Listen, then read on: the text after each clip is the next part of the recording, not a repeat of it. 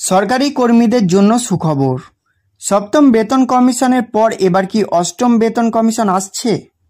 সরকারি চাকরির অন্যতম জনপ্রিয় একটি পদ, যা সাধারণত লেভেল 6 বা 4200 গ্রেড পেতে অন্তর্ভুক্ত।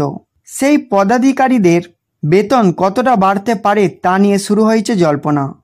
এই পদগুলোতে মূলত ক্লার্ক, সিনিয়র অ্যাসিস্ট্যান্ট, ইন্সপেক্টর এবং টেকনিক্যাল স্টাফরা থাকেন। বর্তমানে এই পদগুলোতে মূল বেতন হল 35,400 টাকা। কিন্তু অষ্টম বেতন কমিশন এলে কি এই বেতন কতটা বাড়বে? যদি ফিটমেন্ট ফ্যাক্টর 1.92 হয় তাহলে কি হতে পারে? বেতন কমিশনের বেতন বৃদ্ধির সবচেয়ে গুরুত্বপূর্ণ বিষয় হলো ফিটমেন্ট ফ্যাক্টর। সপ্তম বেতন কমিশনে এই ফ্যাক্টর ছিল 2.57, কিন্তু এবার যদি সম্ভাব্য ফিটমেন্ট ফ্যাক্টর 1.92 হয় তাহলে নতুন বেতন কিভাবে গণনা করা হবে? বিশেষজ্ঞদের মতে এই ফ্যাক্টর অনুযায়ী নতুন মূল বেতন হতে পারে প্রায় 67,968 টাকা, যা প্রায় 68,000-এর কাছাকাছি।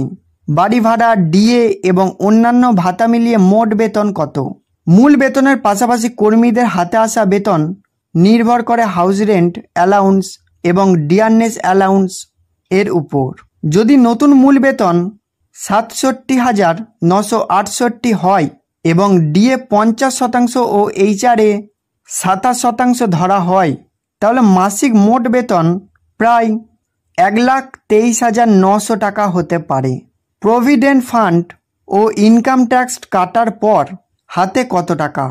এই বিশাল অঙ্কের বেতন থেকে প্রভিডেন্ট ফান্ড, ইনকাম ট্যাক্স এবং অন্যান্য কিছু খরচ বাদ দেওয়া হয়। যদি এই সব খাতে মাসিক 10,000 টাকা কাটা হয় তাহলে কর্মীদের হাতে আসা বেতন হবে প্রায় 1,13,000 টাকা। ইউনিয়নগুলো কি চাইছে?